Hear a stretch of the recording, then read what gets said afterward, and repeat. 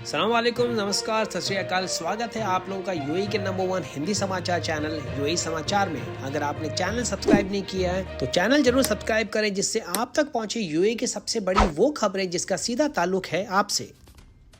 तो ये हैं अब तक के मुख्य समाचार। चांद देखने की कमेटी ने आज शाम को मगरिब की नमाज के बाद में वर्चुअल मीटिंग के दौरान ये ऐलान किया कि ईद उल फित्र का पहला दिन होगा 24 मई, यानी इस्लामिक कैलेंडर के हिसाब से 1441वां साल और शावल महीने की पहली तारीख। ईद उल फित्र की नमाज पढ़ने के टाइमिंग्स पूरे यूएई में इस प्रकार से हैं। अबू धाबी में सुबह 5:52, हलेन में 5:46, दुबई में 5:47, शारजा में 5:44, रासल खेमा में 5:43, फुजेरा में 5:43, उमल क्वेन में 5:44 और अजमान में 5:46 पे अदा की जा सकती है नमाज। शेख अब्दुल रहमान अल शामसी, जो कि प्रवक्ता हैं general authority of Islamic affairs and endowments के, उन्होंने कहा है कि एमिरेट्स फतवा काउंसिल ने जो फतवा जारी किया है उसके अनुसार लोगों से ईद उल फित्र की नमाज घर पे ही करने के लिए आग्रह किया गया है। आज एक बहुत ही दुखद दुर्घटना में पाकिस्तान इंटरनेशनल एयरलाइंस की फ्लाइट PK-830 थी, जिसने उड़ान भरी थी लाहौर से कराची के लिए। वो लैंडिंग से महज 1 मिनट पहले एक रिहायशी इलाके में हो गई क्रैश और इस पूरी दुर्घटना में 99 लोगों के हलाक होने की खबर है, कैबिन क्रू और पायलट्स के स्टाफ को मिला के। 2:37 पे लैंडिंग के वक्त ये एयरबस का हवाई जहाज दुर्घटनाग्रस्त हो गया और उसमें से अभी तक 2 लोगों के करिश्माई तरीके से बचने की उम्मीद जताई जा रही है। इस पूरे हवाई जहाज में 41 पुरुष, 31 महिलाएं और 9 बच्चे शामिल थे। रिहायशी इलाकों में गिरने के कारण जमीन पे भी काफी सारे लोगों के हलाक होने की खबर है। अभी तक इसका पूरा अनुमान नहीं लगाया जा रहा है। अभी भी मलबे में से सर्वाइवर्स को ढूंढने का काम जारी था, ये समाचार रिकॉर्ड किए जाने तक। आज भारतीय मिनिस्ट्री ऑफ होम अफेयर्स ने ऑफिशियली अनाउंस कर दिया है कि जितने भी अप्रवासी भारतीयों को चार्टर फ्लाइट्स वापस भारत लाना चाहती है, उसके लिए वो परमिशन देना शुरू कर रहे हैं। अनाउंसमेंट बहुत ही सही वक्त पे आया है। गौरतलब है कि वंदे भारत मिशन का सेकेंड फेज कल यानी मई 23 को खत्म हो रहा है। इस नए ऐलान की जानकारी दी कौंसल जनरल दुबई में भारत के श्री विपुल ने। उन्होंने कहा कि काफी सारी कंपनीज ने अप्रोच किया था इंडियन कौंसलेट को इस रिक्वेस्ट के साथ में कि बहुत सारे उनके एम्प्लॉइज वर्कर्स जो है वो भारत लौटना चाहते हैं, लेकिन लॉकडाउन और फ्लाइट्स ना होने के कारण वो यहाँ से जा नहीं पा रहे हैं। और ये पूरा केस और पूरा मुद्दा उन्होंने भारत सरकार के समक्ष रखा था और ये रिक्वेस्ट अब भारत सरकार ने मान ली है। विपुल के अनुसार भारतीय दूतावास और कौंसलेट जनरल के पास में तकरीबन 12,000 से भी ज्यादा वर्कर्स की रिक्वेस्ट है देश लौटने के लिए। इन सारी चार्टर फ्लाइट्स का खर्चा वहन करेगी ये इंडिविजुअल प्राइवेट कंपनीज। इस बात पे कोई क्लैरिटी नहीं दी गई है कि भारत वापस पहुंचने पे क्वारंटाइन का खर्चा कौन वहन करेगा, कंपनीज या सारे वर्कर्स। 7 मई से अभी तक 4,000 से भी ज्यादा अप्रवासी भारतीय वापस देश लौट चुके हैं। चार्टर फ्लाइट में से 10 चार्टर फ्लाइट्स की रिक्वेस्ट केवल केरल मुस्लिम कल्चरल सेंटर ने की है। दुबई इकोनॉमिक डिपार्टमेंट में आज तकरीबन 1091 दुकानों और कमर्शियल स्टैब्लिशमेंट्स का दौरा किया, ये सुनिश्चित करने के लिए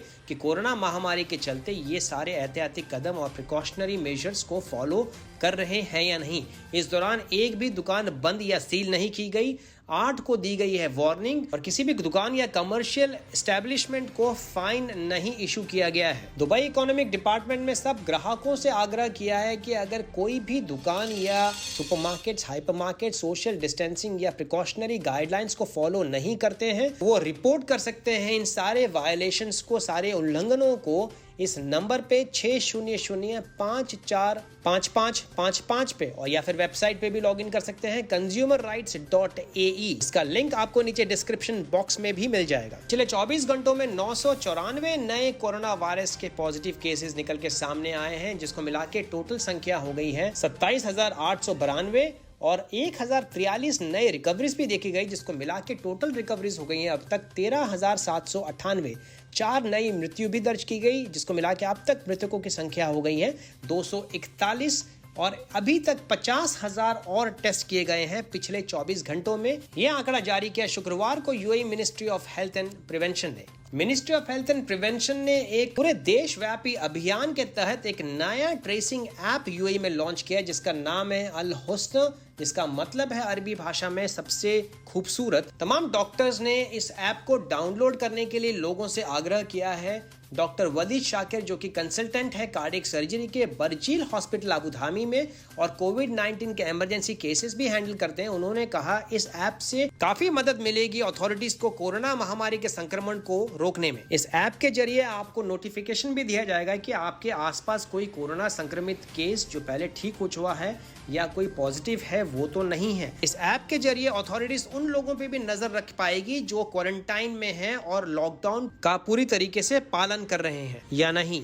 भारत सरकार मिनिस्ट्री ऑफ होम अफेयर्स ने शुक्रवार को नए अध्यादेश जारी किए हैं जिसके तहत वो अप्रवासी भारतीय जिनके पास में ओवरसीज सिटीजन ऑफ इंडिया यानी OIC कार्ड है वो अब लौट पाएंगे भारत। हालांकि फिलहाल खाली इमरजेंसी केसेस के लिए ही लौटने की परमिशन दी जा रही है, यानी अगर आपके परिवार में किसी करीब जन की हुई है मृत्यु या पति पत्नी में से एक सदस्य भारत का नागरिक है और भारत में परमानेंट एड्रेस है, या वो बच्चे जिनके पास में ओवरसीज इंडियन सिटीजन कार्ड है लेकिन माता पिता दोनों के पास भारत की नागरिकता है। ऑनलाइन जॉब की एक लीडिंग नेटवर्किंग कंपनी लिंक्डइन के एक नए आंकड़ों के अनुसार काफी सारे जॉब्स की जो डिमांड है वो यूएई में कोरोना वायरस महामारी के चलते बढ़ी है, जिसमें से जो टॉप 5 रोल्स या जॉब्स हैं वो इस प्रकार से हैं। कॉन्टैक्ट सेंटर एजेंट जिसके लिए customer satisfaction, team work, customer experience की जरूरत है।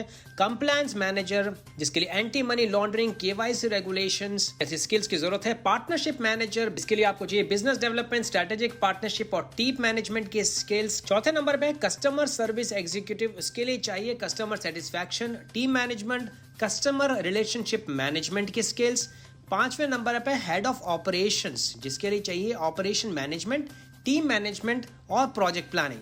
तो ये 5 जॉब सबसे ज्यादा डिमांड में है, ये कहना है अर्दा अताली जो कि हेड है middle east of north Africa private sector LinkedIn talent solutions के। एक भारतीय महिला है श्रीमती कुसुम खेमनानी जो 51 साल की है, उन्होंने गुहार लगाई है यूएई अथॉरिटी से वापस भारत से यूएई आने की परमिशन के लिए, क्योंकि उनके जो पति हैं श्री सुशील खेमनानी 59 साल के, वो वेंटिलेटर पे ICU में भर्ती हैं एक पब्लिक हॉस्पिटल में। श्रीमती कुसुम खेमनानी मार्च के महीने में गई थी भारत उनके पिता के देहांत होने के बाद में और लॉकडाउन के चलते वापस लौट नहीं पाई थी और अभी कुछ ही दिन पहले उनके पति को तबीयत खराब होने के बाद में पब्लिक हॉस्पिटल में भर्ती कराया गया और उनकी 3 बेटियों के अलावा यहाँ पे यूएई में और कोई रिश्तेदार मौजूद नहीं है और इसीलिए उन्होंने गुहार लगाई है कि उनको वापस परमिशन दी जाए भारत से यूएई वापस आने के लिए, जिससे जल्द से जल्द वो अपने परिवार से मिल सके इस मुश्किल घड़ी में।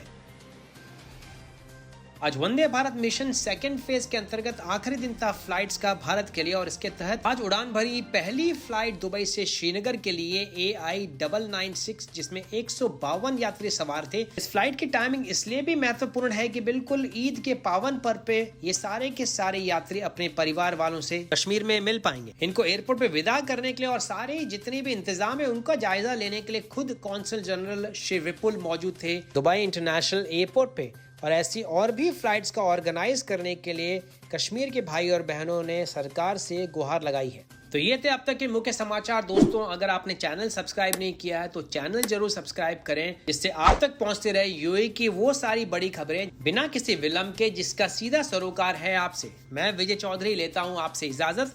मैं मिलूंगा कल नए ताजा समाचारों के साथ, तब तक रखें अपना ख्याल। सत श्री अकाल, शबा खैर, नमस्कार। और आप सभी दर्शकों को तहे दिल से आखिरी रोजे की बहुत बहुत बधाइयां और एडवांस में ईद मुबारक।